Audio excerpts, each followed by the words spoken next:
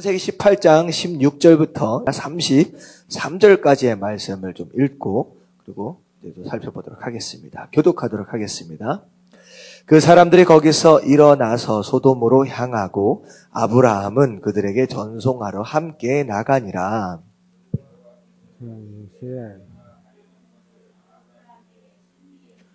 아브라함은 강대한 나라가 되고 전하 만민은 그로 말미암아 복을 받게 될 것이 아니냐? 내가 그로 그 자식과 권속에게 명하여 여호와의 도를 지켜 의와 공도를 행하게 하려고 그를 택하였나니 이는 나 여호와가 아브라함에게 대하여 말한 일을 이루려 함이니라.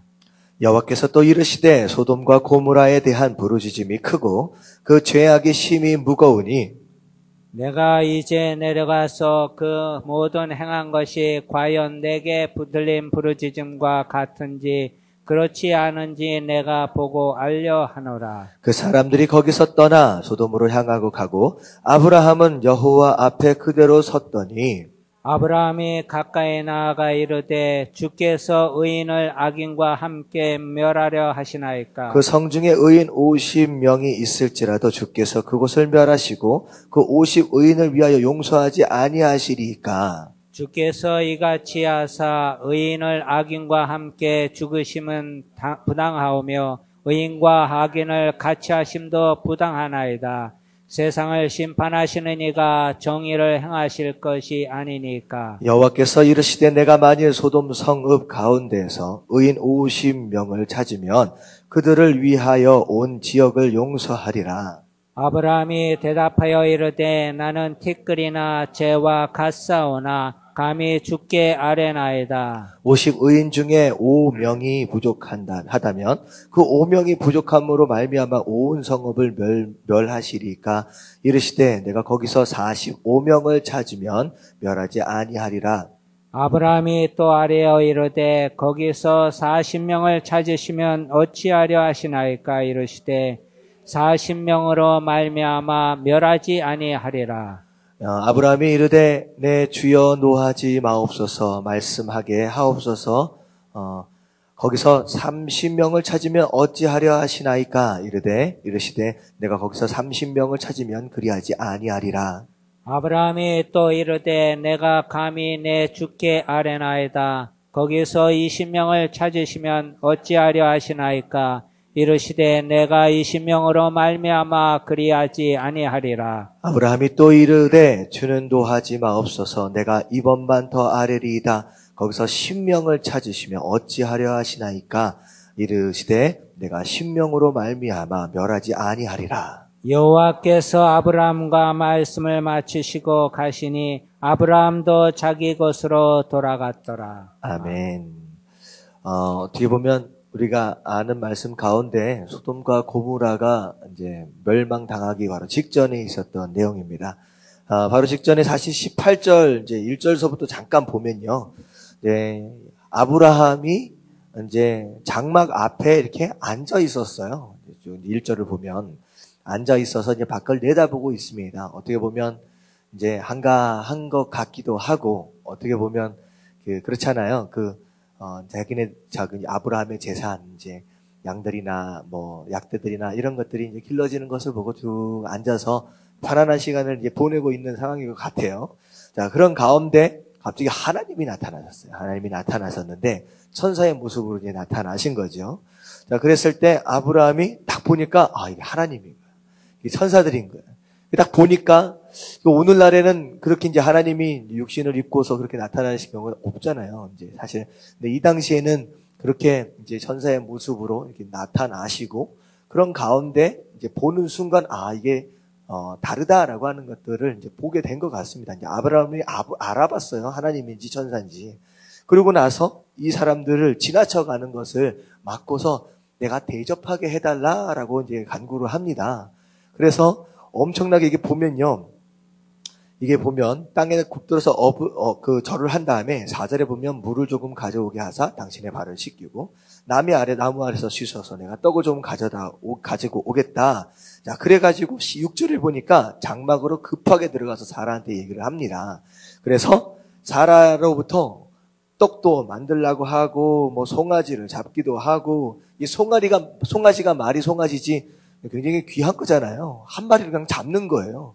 그래가지고 우유에서부터 엉킨 것서부터 다 끌고 나와가지고 엄청나게 대접을 하는 거예요. 저는 이 상황을 보면서 무엇을 생각을 했냐면, 여러분들 이게 지금 아브라함이 누굴 대접하고 있어요? 하나님을 대접하고 있습니다. 이게 어떤 모습이냐? 이게 바로 우리의 예배의 모습입니다.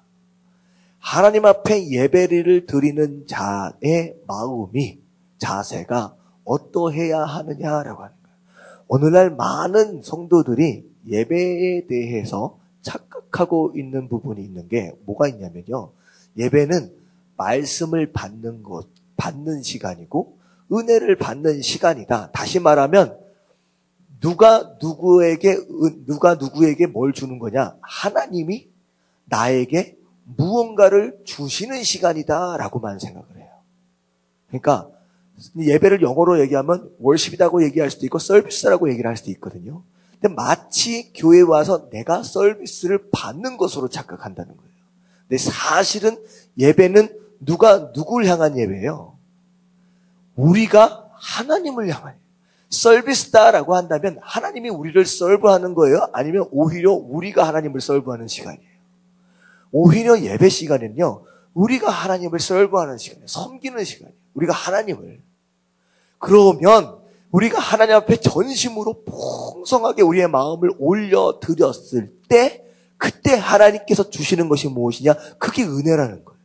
다시 말하면 예배의 목적 자체는 내가 말씀을 받는다, 은혜를 받는다, 내가 무엇인가를 받는다라고 하는 것이 목적이 아니라, 원래의 목적은 하나님 앞에 내 마음을 풍성하게 드린다라고 하는 것이 목적이 되어야 하고, 그것으로 말미암아 하나님께서 주시는 거예요.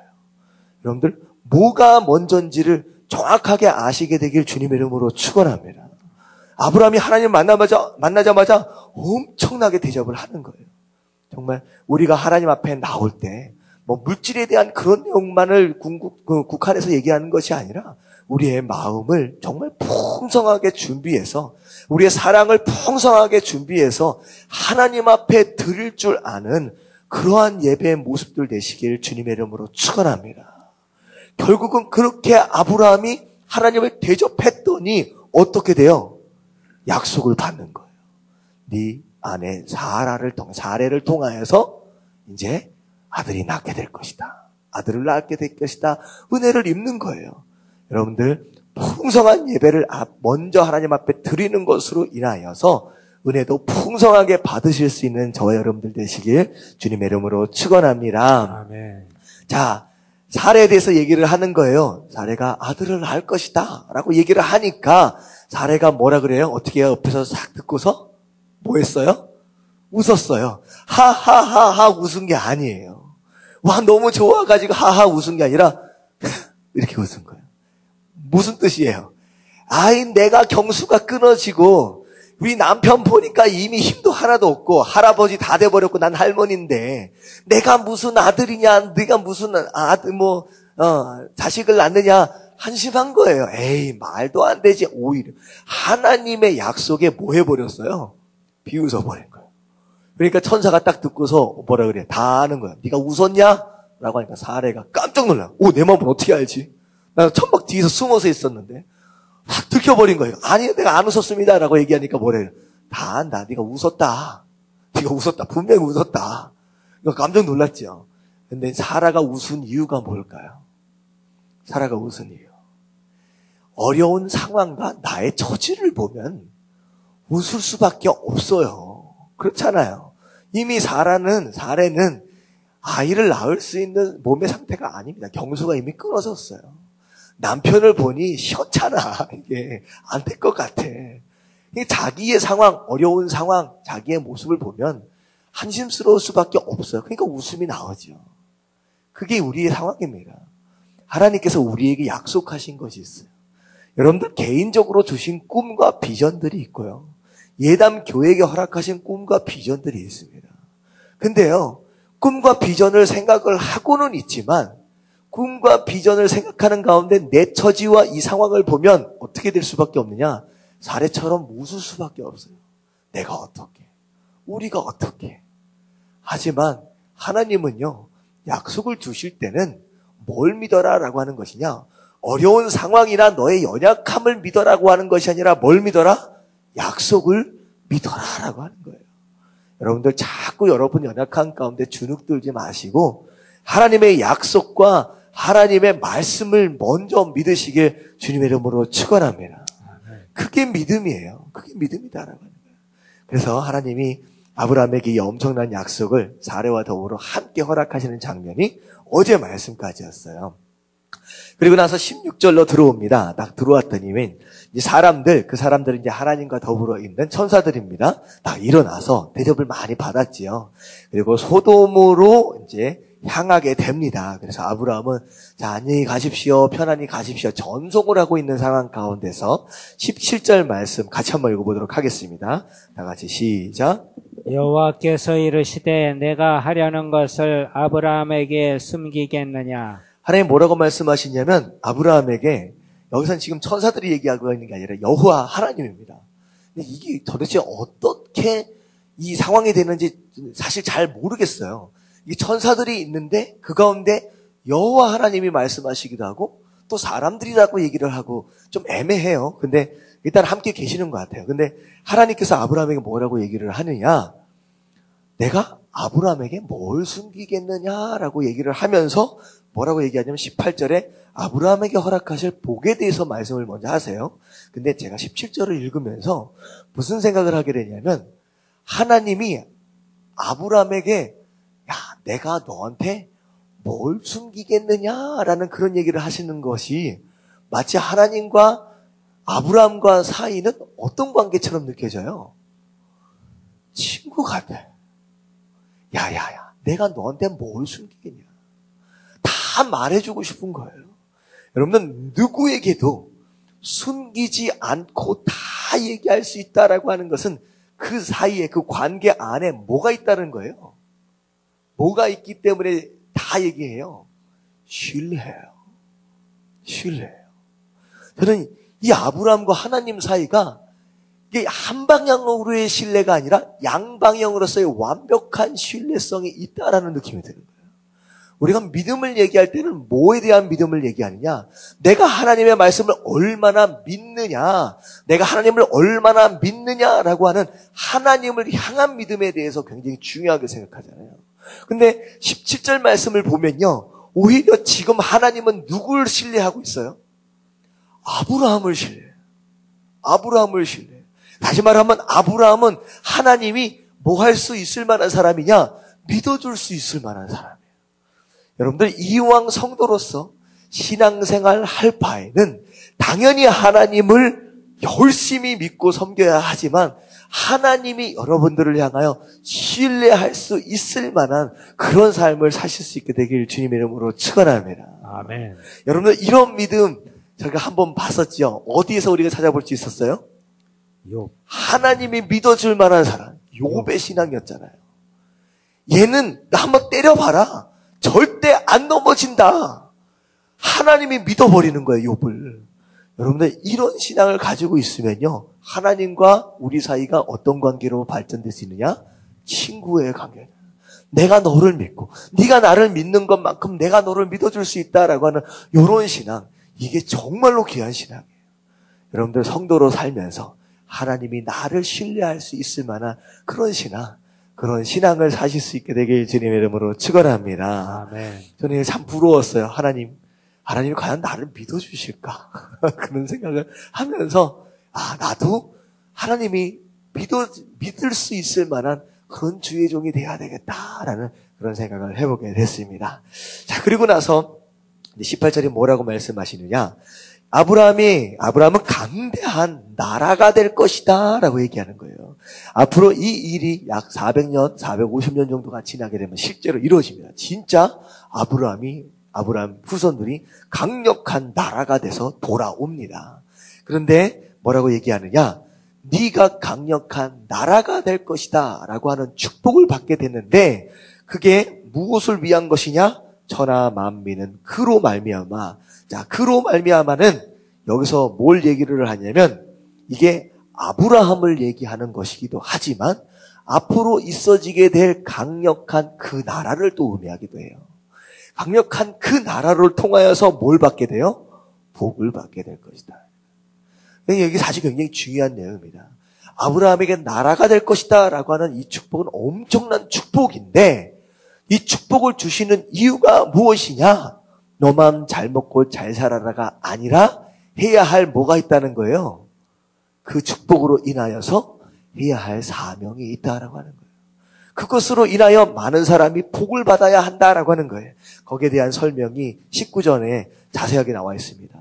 내가 그로, 이 아브라함이에요. 그 자식과 권속에게, 그 후손들, 함께 있는 사람들, 그 가정 안에 있는 사람들에게 명하여 여호와의 도를 지켜 의와 공로를 행하게 하려고 그를 택하였나니, 다시 말하면 하나님의 도를 지킨다, 말씀에 순종한다라고 하는 거예요. 그것을 인하여 하나님의 의와 도는 무엇을 의미하느냐? 하나님의 뜻이에요. 이것은 하나님의 뜻인데 무엇이 하나님의 뜻이냐? 바로 18절 후반절에 나와 있는 천하 만민이 그로 인하여 뭘 받게 되는 거예요? 복을 받게 되는 그 하나님의 뜻이 말씀에 순종하는 것으로 인하여 결국은 이루어지게 될 것이다. 그게 바로 내가 너를 택한 이유다라고 하는 거예요. 여러분들 하나님이 택하신 이유가 있습니다. 여러분들 그것을 아는 것이 바로 비전이고 꿈이다라고 하는 거예요. 여러분 교회가 잘 생각해 보세요. 교회가 있는 이유가 뭘까요? 교회를 세우신 이유가 뭘까요? 예담교회가 존재하는 이유가 뭐예요?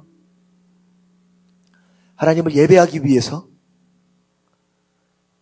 여러분들 교회는 생각해 보세요. 하나님을 예배하는 것이 교회의 가장 첫 번째 사명이다라고 한다면 사실은 우리는 빨리 가야 돼요. 천국에. 왜냐? 천국에는 이 세상에서 꿈꿀 수 없는, 상상할 수도 없는 완벽한 예배가 어디에서 드려지고 있어요? 천국에서 드려지고 있습니다. 우리가 상상할 수 없는 그 정도의 수준의 찬양과 예배가 저 하늘에서 드려지고 있어요. 찬양에서 하늘에서 드려지고 있는 예배에 비하면 우리가 드리는 예배는요, 너무나도 부족한 게 많은 거예요. 예배가 목적이 아닙니다. 뭐가 목적이에요? 교회의 사명은 영혼 구원입니다. 영혼을 구원한다라고 하는, 전도한다라고 하는 것, 선교한다라고 하는 사명을 잃어버리면, 그렇기 때문에 이 세상에서 교회에서 할 수 있는 일이 얼마나 많아요. 찬양도 하고 기도하고 별일도 다 하잖아요. 교제도 다 하고. 하지만 교회에서 할 수 있는 일들 가운데 천국에 가서 할 수 없는 단 한 가지가 있다라고 하면 그건 전도예요. 천국엔 전도가 없어요. 다시 말하면 이 교회의 사명은 전도입니다. 우리가 해야 할 일들을 감당해야 된다라고 하는 거예요.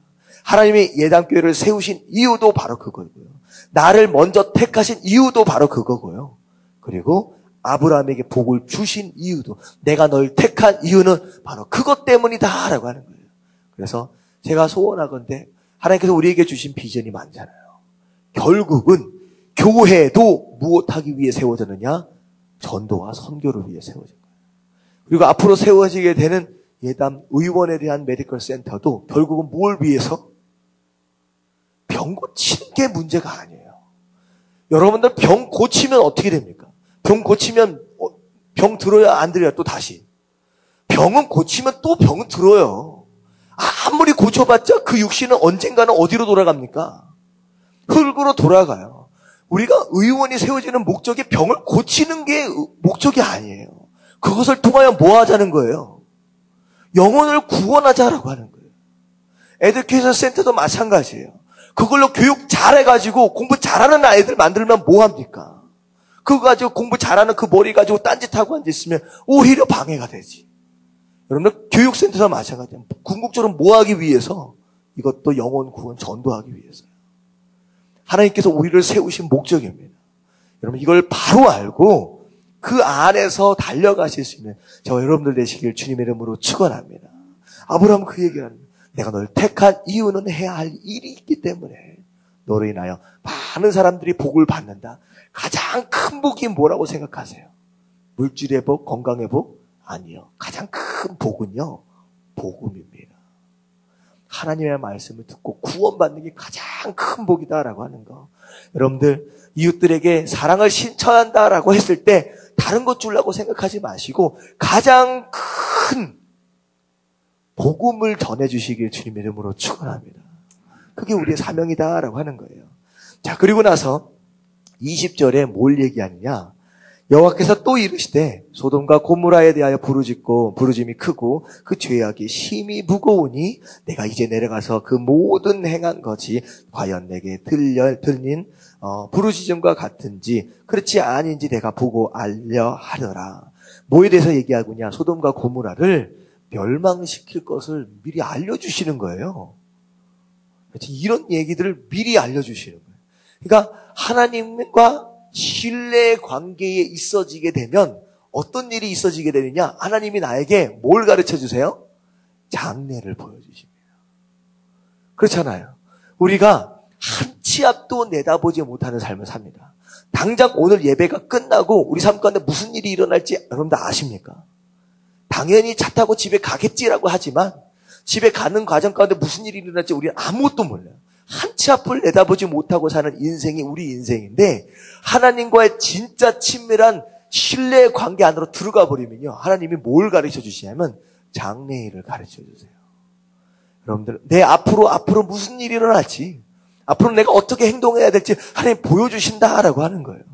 여러분들, 이런 은혜를 사모하시길 주님의 이름으로 축원합니다. 사실 이게 엄청난 거예요. 생각해 보세요. 물론 그런 식으로 가르쳐 주시진 않겠죠. 당장 이번 주에 복권의 번호가 뭔지 여러분들 미리 가르쳐 주시면 어떨까? 혹시 그런 분들 계세요? 갑자기 조상이 나타나가지고 뒷자리 세 번호를 가르쳐 줬다 그런 얘기들이 있잖아요. 여러분들 하나님 나타나가지고 뒷자리 세 번호 네 번호 가르쳐 준다 그러면 여러분들 하나님하고 친해지려고 엄청 애를 쓸걸요. 여러분들 그것 때문에 그렇게 하는 게 아니라 정말 내가 필요한 거, 내가 봐야 할 장래의 일을 미리 가르쳐 주시는 그 하나님. 여러분 빨리 하나님하고 친해지십시오. 여러분 이런 사람이 되면요 정말 무서울 게 없잖아요. 여러분 이런 신앙으로 들어가는 그런 사람들 되시길 주님의 이름으로 축원합니다. 멸망당하고 미리 보여주시는 거예요. 알려주시는 거예요. 그러고 나서 그 사람들이 거기서 떠났다. 이건 전사들이 떠난 겁니다. 그랬는데 그 전사들은 떠나고 누구만 지금 남아 계시느냐? 하나님이 남아 계세요. 그리고 아브라함과 하나님과 지금 독대를 하게 되는 상황이 벌어졌습니다. 그래서 아브라함은 여호와 앞에 그대로 서 있었다. 그런데 아브라함이 가까이 나갑니다. 하나님 앞에. 뭐 때문에 가까이 나가요? 소돔과 고모라가 망한다고 생각하니까 갑자기 누가 생각나요? 롯이 생각이 나. 소돔에 누가 있느냐? 내 조카 롯이 있는 거예요. 참 이게 답답한 얘기입니다. 조금 전만 해도 지난주에 우리가 함께 나눴던 말씀 가운데 롯이 소돔으로 가는 것으로 말미암아 어떻게 됐어요? 전쟁이 일어나가지고 재산 다 뺏겨버리고 포로로 막 끌려가는 상황이 지난주에 있었잖아요. 그랬으면 정신을 좀 차렸어야지. 내가 잘못된 장소에 있구나. 있어서는 안 되는 장소에 있구나라고 하는 걸 빨리 깨달아야지. 어떻게 해요? 또 소돔으로 들어가.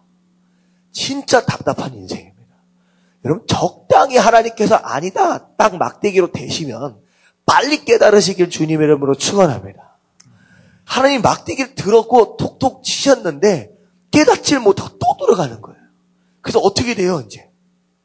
나중에 조금 있다가 말씀 나오겠지만 결국 멸망당하는 것으로 인하여 딸랑 4명이서 나와요. 자기하고 아내와 두 딸만 간신히 다 잃어버리고 모든 재산 다 잃어버리고 딸랑 4명이서 나와요. 그나마 4명이나 나왔는데 어떻게 됩니까? 아내도 잊어버려요. 아내도 소금기둥 만들어버렸어요. 결국은 3명. 아시다시피 이 3명이 제대로 갑니까 또? 이 둘 딸은 아버지하고 하던 말도 안 되는 짓 해가지고 애까지 낳아요. 이 가정이 완전히 박살이 나버립니다. 이게 성도로서 이게 있을 수 없는 일이에요. 가정도 다 망가지고 자기 사업장도 다 망가지고 모든 걸 다 잃어버려요. 이런 인생이 돼요. 하나님을 모르는 게 아니에요. 나중에 보면요. 이 롯도 천사들을 대접해요. 하나님을 모르는 사람이 아니에요. 예배를 드리는 사람입니다. 다시 말하면 교회 안에 있는 성도예요. 성도로 살면서 어떤 사람은 아브라함처럼 하나님이 신뢰하고, 아브라함은 하나님이 신뢰하고 그런 신뢰학 가운데 장래일을 다 말해주고 싶은 그런 관계, 복을 주고 복을 줘도 아깝지 않을 만한 그런 성도, 복을 정말로 누리는 성도가 있는가 하면 진짜 교회 안에서 예배를 드리고 있음에도 불구하고 하나님이 답답해가지고 야, 좀 말 좀 들어라, 말 좀 들어. 하나님이 가슴을 칠 정도로 그렇게 애를 태우는 그런 성도가 있다라고 합니다. 여러분들 이왕 신앙생활 할 바에는 여기 서지 마시고 아브라함 편에 서시길 주님의 이름으로 축원합니다. 그런 사람이 있어요. 적당히 좀 때리면 말을 좀 들어야 되는데, 봐요. 아직까지 소돔에 또 들어가 있네. 또 들어가 있어요. 그랬더니 이제 아브라함이 참 마음이, 아브라함 진짜 착한 사람인 것 같아요. 그쵸? 이 롯. 진짜 제가 이제 잘 표현하는 말들, 더럽게 말 안 듣는 이 롯을 향하여 또 간구합니다. 기도합니다. 하나님, 롯이 생각나니까 하나님, 만약에 그 소돔 안에, 그 성 안에 50명의 의인이 있다라고 한다면 의인과 함께 한꺼번에 다 멸하버리시겠습니까? 하나님 공의로우신 분인데 지금 누구밖에 50명이라고 얘기하고 있지만 지금 누구 살리려고? 롯밖에 생각해요. 롯 이놈 살려야 되는데 이거 큰일 났는데 50명 얘기하는. 근데 생각해보니까 아브라함이 알지요. 소돔이 어떤 곳인지. 죄악이 팽배해가지고 난리가 난 곳입니다. 생각해보니까 50명이 안 될 것 같아. 만약에 거기서 5명 부족하다고, 몇 명이에요 그러면? 45명밖에 없다고 멸하시겠습니까? 알았다. 내 45명만 있어도 멸하지 않을게. 그러다가 어떻게 돼 나중에? 40명. 그 다음에 30명. 그 다음에 20명. 마지막에 32절에 뭐라고 생각해요? 10명. 아무리 생각해도 10명 정도는 나와야 되지 않겠느냐. 그러니까 20명 했을 때 아무리 계산해도 안 나오는 거야. 그래서 생각해보니까, 그래, 롯. 그리고 아내, 딸 둘이 있었고, 그러면 이 두 딸이 교제하고 있었던 사위들이 있었다 그러니까, 그래, 6명. 그리고 한 4명 정도는 있겠지라고 생각을 한 거예요. 10명. 자, 어떻게 됐어요? 10명. 그래, 얘가 10명으로 말미암아 내가 멸하지 않을게. 라고 하고, 33절 보니까 여호와께서 아브라함과 말씀을 마치시고 거기 가시니 아브라함도 자기 곳으로 갔더라. 결국은 멸망을 당합니까? 안 당합니까? 당해요. 몇 명이 없어서, 10명이 없어서, 10명의 의인이 없어서 멸망을 받아요. 근데 재미있는 건 아브라함의 기도에 응답을 받습니까? 못 받습니까? 응답은 받습니다. 누굴 살려요? 롯의 가족을 살립니다. 그런데 하나님은 분명히 반드시 응답하시는 분이신 줄로 믿습니다. 아브라함은 어떻게 해서든 롯을 살려보려고 막 했지만 결국은 소돔과 고모라는 망하지만 결국은 아브라함의 안에 있는 진짜 기도 제목, 롯 가족 한 번 살려보려고 하는 그 기도 제목은요, 하나님 반드시 응답해 주시는 거예요. 하나님은 우리의 기도를 들으시는 분입니다. 특히나 나를 위한 기도도 중요하지만 다른 사람들을 위해서, 어떻게 보면 나를 속삭이는 그 사람들을 위해서, 심지어는 원수를 위해서라도 다른 사람들을 위해서 기도하는 그 모습 하나님 정말로 기뻐하세요. 정말 기뻐하세요. 그래서 반드시 응답하십니다. 그래서 다른 사람들을 위한 기도, 이게 바로 무슨 기도라고 얘기하느냐? 중보기도다라고 하는 거예요. 여러분들, 중보기도는요, 중보기도는 잘 들으세요.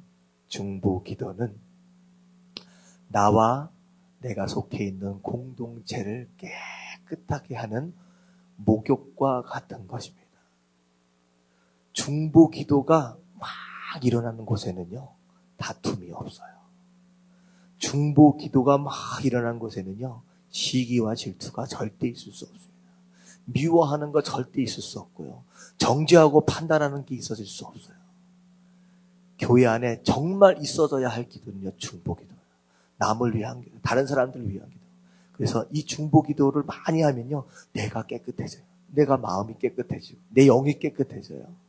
영이 깨끗해지고 마음이 깨끗해지면요, 하나님은 그 기도를 무슨 기도든 응답하신다라고 하는 거예요.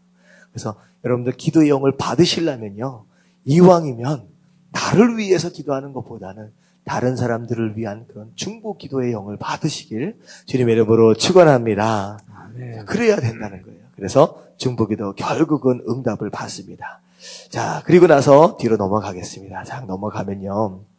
자, 1절부터 이제 1절부터 자, 14절까지 창세기 19장 1절부터 14절까지 함께 교독하겠습니다.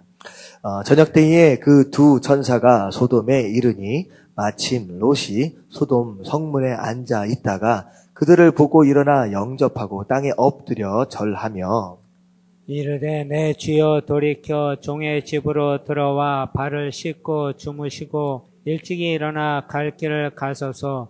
그들이 이르되 아니라 우리가 거리에서 밤을 새우리라. 롯이 간청함에 그제서야 돌이켜 그 집으로 들어오는지라.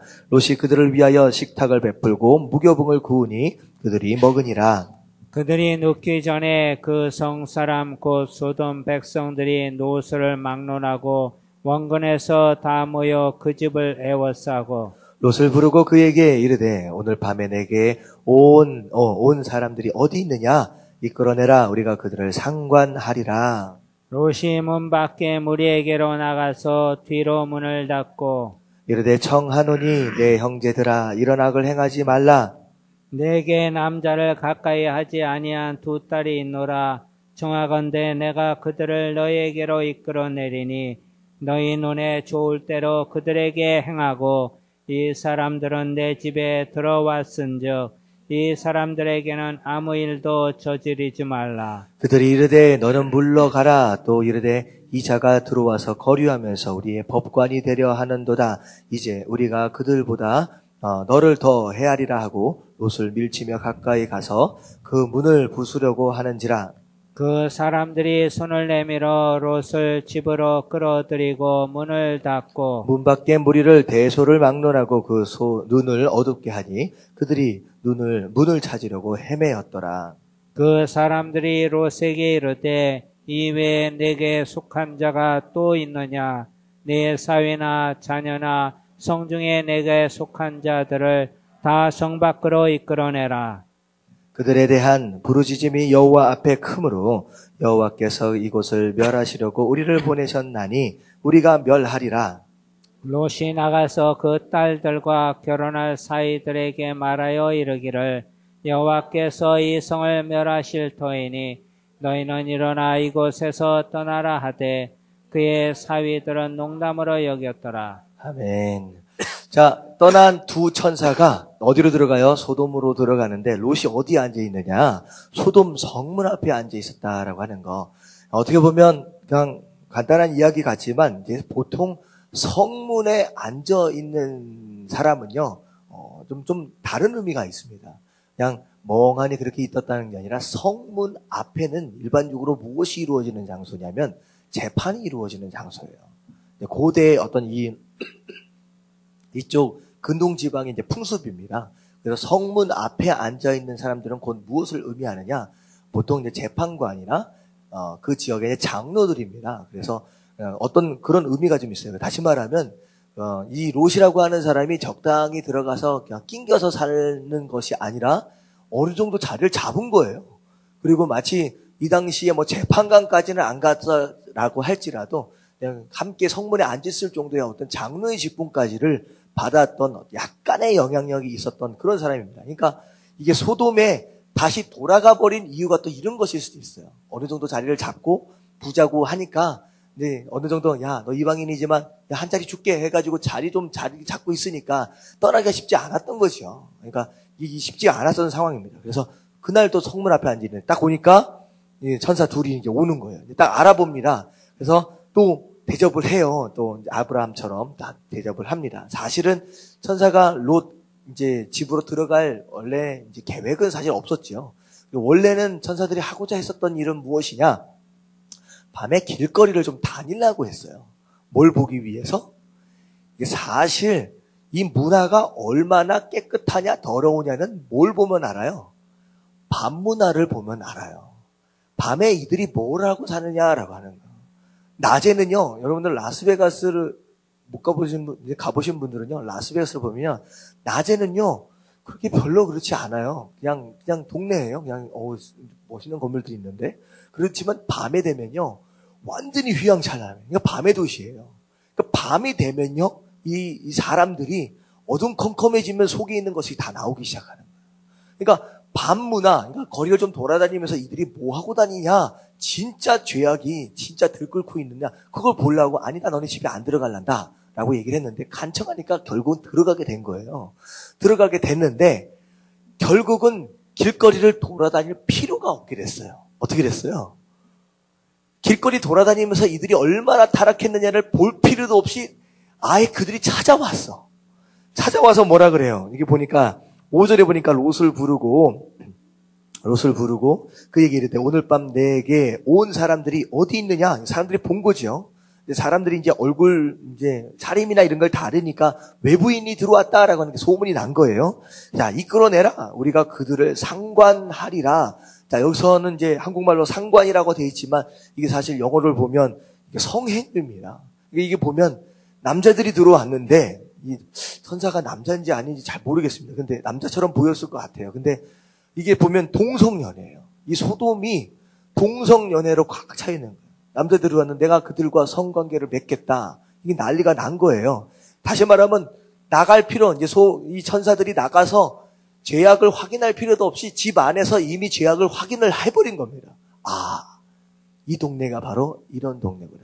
나중에 보세요. 내가 멸할 것이다 라고 얘기를 하잖아요. 결국은 방 안에서 이 성이 얼마나 썩어버렸는지가 그냥 그걸로 확인돼버린 거예요.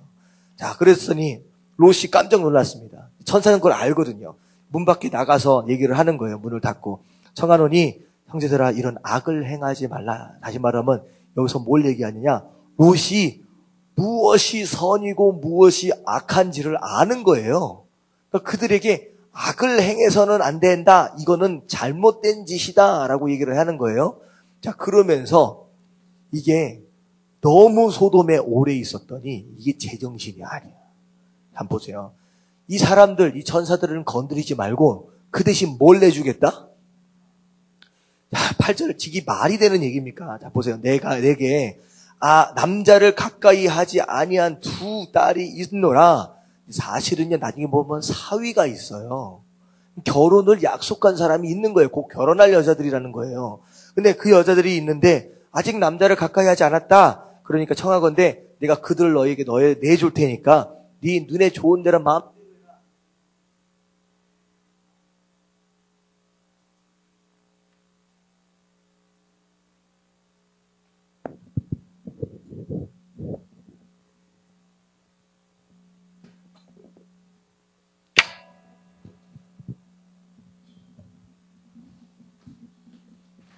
자, 이걸로 하겠습니다. 자, 마음대로 해라 라고 얘기를 하는 거예요. 괜찮아요. 그냥 이걸 할게요. 그렇게 얘기를 하는 거예요. 이 얘기를 지금 누가 듣고 있어요? 지금 방 안에서. 딸이.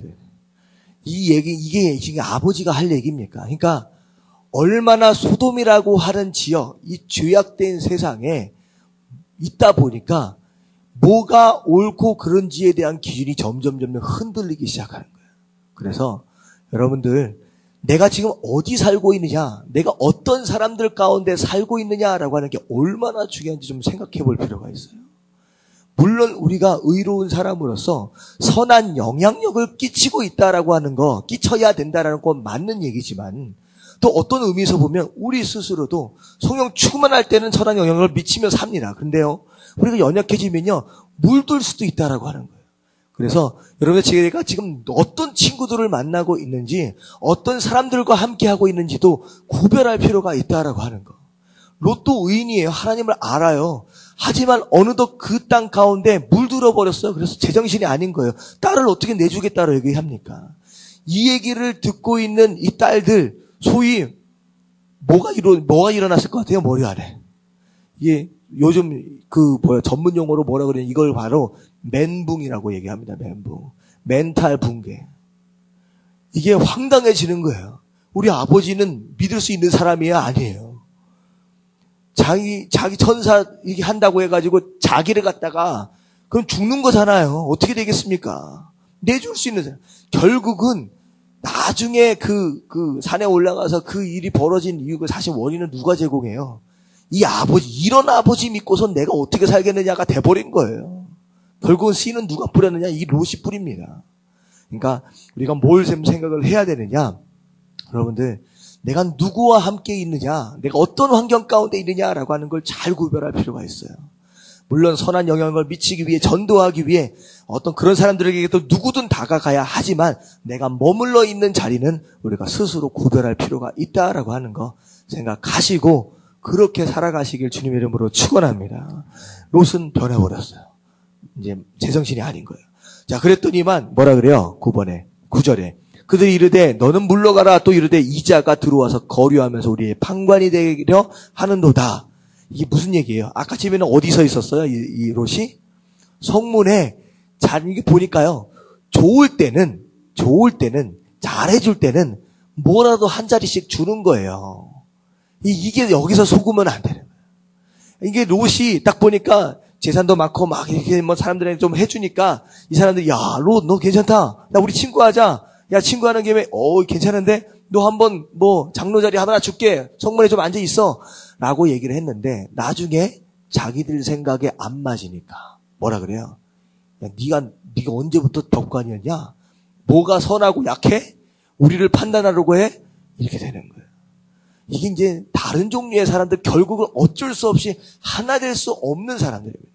이게 굉장히 많아요. 어떻게 보면 미국에 가면 아직도 인종차별이 있습니다. 흑인이 대통령이 됐다라고 하지만 있어요.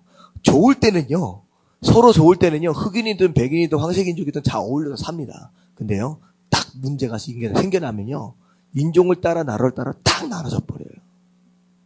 이게 이 세상입니다. 근데 우리가 인종 얘기를 하자는 게 아니라 하나님의 백성과 세상 사람들과의 차이예요. 적당히 어울려 살면서 타협하며 살고 있는 것 같지만 결정적인 순간은 하나님의 사람과 세상의 사람들은 어쩔 수 없이 구별될 수밖에 없다라고 하는 거. 그래서 적당히 어울려서 이렇게 살라고 하지 마시고요. 아닌 건 아니에요. 롯은 뭐라고 생각했을까요? 그전까지만 해도 잘해줬는데, 그전까지만 해도 내가 말하는 거 잘 들어줬는데 이게 웬일이냐라고 하는 거예요. 이런 거 세상 여기서 성도로서 살면서 적당히 어울려서 잘해주니까 붙어서 살다가 이런 것 때문에 다시 거절감 당하고 그렇게 돌아오는 사람들이 얼마나 많느냐라고 하는 거. 아니다라고 하는 거예요. 결국은 하나 될 수 있는 것이 아니다라고 하는 거예요.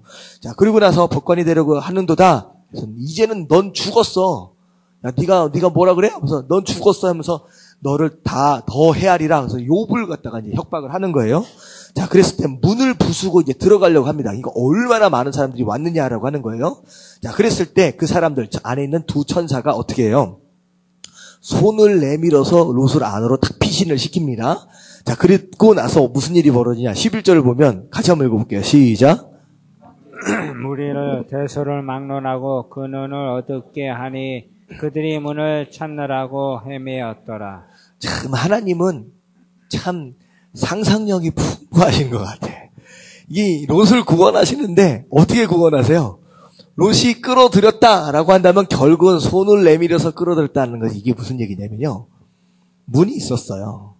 자, 문 앞에 딱 막아 서 있는 상태입니다. 결국은 이 문은 열 수가 없어요. 롯이 앞에 있으니까. 그러니까 어떻게 됐냐면 문을 통과해서 롯이 들어가 버렸어요. 다시 보니까 문을 이게 보세요. 자, 그 사람들이 손을 내밀었다라고 하는 것은요, 문을 열고 롯을 갖다 끌어들인 게 아니라 그냥 문이 있는데 문 안에서 손이 훅 나온 거야. 그러고서 롯이 안으로 속 들어가 버립니다. 그리고 나서 뭐가 없어져 버렸어요? 문이 사라져 버렸어요. 그러니까 갑자기 롯이 있더니만 롯이 하더니만 쏙 들어가 버린 거예요. 그 문 안으로. 그러고 나서 문이 사라져 버린 거예요. 그러니까 문이 어디 있는지 막 찾게 되는 것 같아요. 참 그 장면을 딱 생각해 보니까 참 하나님은 약간 유머러스한 것 같기도 하고, 저만 그렇게 생각하나요? 참 재밌어요. 딱 그렇게 해서 싹 사라지니까 사람들이, 야, 문이 어디 갔냐? 어디로 들어갔냐? 어디로 이게 난리가 난 거예요. 자, 그랬을 때, 이제, 들어간, 이제, 전사들이 롯에게 얘기한다. 이제 알았다. 더 이상 내가 길거리를 돌아다닐 필요가 없구나. 이 성은 이제 망해야 된다. 라고 이제 결정을 하게 됩니다. 자, 그래서, 너한테 속한 자, 다시 말하면 누굴 얘기하느냐? 가족들. 네 가족들이 얼마나 있느냐? 생각해보니까 지금 6명이에요. 사위들까지 생각해서. 그래서 야, 사위들까지 얘기를 해야 되겠다라고 해서 딸들과 결혼할 사위들에게 말하여 이르기를 여호와께서 이 성을 멸하실 터이니 너희는 얼마나 일어나 이곳을 떠나라 하되 그 사위들이 앞으로 장인어른 될 사람의 말을 뭘로 여겼다? 농담으로 여겼다. 그러니까 얼마나 사위들에게도 우스워 보이는 사람 정도가 되었다라고 하는 거예요. 그러니까 롯의 신앙을 보고 결국은 누구의 신앙과 비교할 수 있느냐? 아브라함의 신앙을 비교할 수 있는 거예요. 같은 성도입니다. 잘 봐요. 아브라함은 천사들을 대접하잖아요. 천사들을 대접할 때에 대접하는 수준도 달라요. 앞에 우리가 맨 처음에 앞에 봤을 때 천사들을 어떻게 대접합니까? 송아지를 잡습니다. 엄청 챙겨가지고 최선을 다해서 대접을 해요. 롯은 천사들을 어떻게 대접해요? 롯이 그들을 위하여 식탁을 베풀고 무교병을 구우니 그들이 먹으니라. 대접을 어떻게 했다라고 하는 설명이 거의 없어요. 다시 말하면 어느 정도를 했느냐? 기본을 했다라는 거. 기본만. 적당히. 그러니까 예배드리는 수준 자체가 다른 거예요. 두 사례를 비교를 하면요. 여러분들은 어떤 예배를 드리고 있느냐. 아브라함이 하나님 앞에 드리고 있는 예배처럼 정말로 안에 있는 것들 다 내드리는 것처럼 푸성하게 드리고 있느냐. 아니면 롯처럼 기본만 하고 있느냐라고 하는 거. 여러분들 예배의 모습이 아브라함 편에 서 있게 되길 주님의 이름으로 축원합니다. 그래서 우리의 먼저 받게 될 게 무엇이냐? 예배가 바뀌어야 돼요. 자꾸 들으려고 뭘 받으려고 하는 게 아니라 풍성하게 지금 내가 하나님을 드리고 하나님께 드리고 있느냐. 찬양도 마찬가지예요. 사실 찬양이 정말로 중요해요. 하나님 앞에 드리는 내 마음의 믿음의 고백이거든요. 찬양이 얼마나 중요한지. 내가 그렇게 전심을 하나님을 드립니다. 하나님 이게 내 믿음의 고백입니다. 그렇게 하나님께 찬양을 하고 있느냐라고 하는 거예요. 그래서 여러분들 먼저 예배가 변화되어야 합니다. 내 자세가. 그래서 그렇게 하나님을 예배드릴 수 있는 저와 여러분들 되시길 주님의 이름으로 축원합니다. 적당히 기본만 하는 주일이니까 금요일이니까 그렇게 드리는 이런 모습의 예배가 돼서는 안 된다라고 하는 거. 그리고 한번 보세요. 아브라함은요. 롯이 뭐라고 하든 상관이 없이 끝까지 롯을 위해서 기도하는 사람, 중보기도하는 사람. 나를 채우려고 내가 복을 받으려고 애쓰는 것이 아니라 다른 사람이 잘 됐으면 좋겠다. 다름을 위해서 기도해주고 사랑해주는 그런 모습. 이 롯은요. 천사를 대접했다라고 하는 거. 심지어는 자기 딸까지 내주고서라도 뭘 챙기겠다는 거예요. 사실은. 천사로부터 오는 복을 챙기겠다는 거예요. 이거 어떻게 보면 굉장히 이기적인 신앙이에요. 아브라함은 롯을 위해서 그렇게 매달려서 기도하는데 롯은요 천사 대접하고서 천사니까 딸까지 내두면 극단적인 이기주의 안에 빠져있는 신앙이죠. 이게 바로 어쩌면 우리 한국교회의 모습일 수도 있어요. 절이나 어디랑 뭐 다를 게 없어요. 나만을 위해 나만 잘 살면 되는 거. 내 가족만 잘 살면 되는 거. 잘 되면 되는 거. 우리 직장만 잘 되면 되는 거. 이는 극단적인 이기적으로 끌려가면서 그런 기도만 하나님 앞에 드리는 거예요. 하나님 내 가족, 하나님 나, 우리 직장, 우리 사업장. 그러면 이렇게 되면요. 이렇게 변질되어 버리는 거예요. 그러니까 어떤 기도 해야 되느냐. 남을 위하여 먼저 기도하십시오. 교회를 위해서 먼저 기도하십시오. 그러면 응답하심과 더불어 정말 우리가 생각하지도 못하는 축복들을 알아서 채워주신다라고 하는 거예요. 완전히 다르잖아요. 인생 자체가. 말년도 다릅니다. 그래서 기도할 때도 이런 기도를 하실 수 있는 정말 이기적인 그런 신앙생활이 아니라 남을 위해서 기도할 줄 아는 그런 사랑의 사람들 되시길 주님의 이름으로 축원합니다. 그리고 중요한 거 내가 누구와 함께 있느냐라고 하는 거 중요해요. 아브라함 어떤 사람들과 함께 있습니까? 좀 지나간 얘기지만 9왕이 싸웠잖아요. 아브라함은 자기가 기르고 있는 318명을 끌고 가잖아요. 혼자 가지 않습니다. 상수리나무 근처에 있는 누군가와 함께 하고 있었어요. 기억나세요?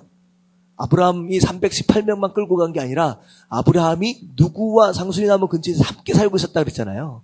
그리고 나중에 돌아왔을 때 그래 사람은 내주고 소돔왕이 그러잖아요. 사람은 다 달라. 나머지 재산 네가 다 챙겨라라고 했을 때 아니다. 재산 다 줄게. 근데 나랑 함께 수고한 누구의 목숨 챙겨줄 것이다라고 얘기하잖아요. 친구들 생각해 보세요. 아브라함은 누구랑 함께 있느냐. 롯은요. 친구였던 것 같은데 어느 순간에 배반하는 거야. 네가 언제부터 벗고 하냐 하면서 죽이려고 하는 거야. 이런 친구들과 함께 있는 사람들은요. 진짜 저주받는 애들. 아브라함은 어떤 사람들과 함께 있어요? 조카 롯이 위험에 처했다 그러니까 내가 가야 되겠다니까 너 혼자 가면 안 되지 하면서 목숨을 걸고 친구를 위해 함께 따라가 줄 수 있는 그런 사람들과 함께 있는 거예요. 얼마나 친구가 중요해요. 여러분들 친구를 사귀려면 이런 친구를 사귀어야 돼요. 근데 중요한 거는 이런 친구를 사귀어야 되는데 더 중요한 건 뭐냐면 여러분 스스로 그런 친구가 되십시오. 그러면 그런 친구가 여러분들한테 붙어 있습니다. 내만 복 받으면 되지라고 하는 사람과 그런 마음으로 있으면요. 그런 사람들만 함께 모이게 돼 있어요. 하지만 누구를 위해서 내 목숨까지도 던질 수 있다라고 하는 그런 마음으로 살면요. 그런 친구들이 함께 모이게 되네요. 다시 말하면 누가 하기 나름이에요? 누가 하기 나름이에요? 내가 하기 나름이에요. 내가 그런 사람이 되면 내가 좋은 친구가 되면 되는 거예요.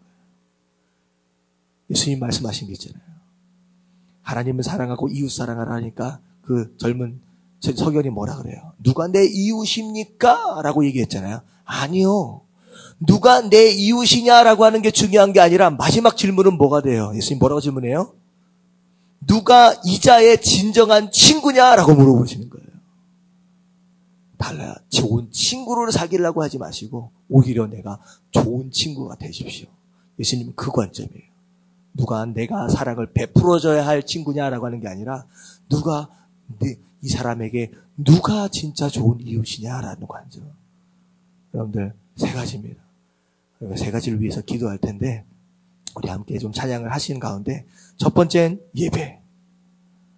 그리고 신앙생활 할 때 내가 이기적으로 하고 있는 건 아니냐라고 하는 거. 세 번째는 나는 어떤 사람들 사이에 살고 있느냐라고 하는 거. 이 세 가지를 위해서 한번 기도하도록 하겠습니다.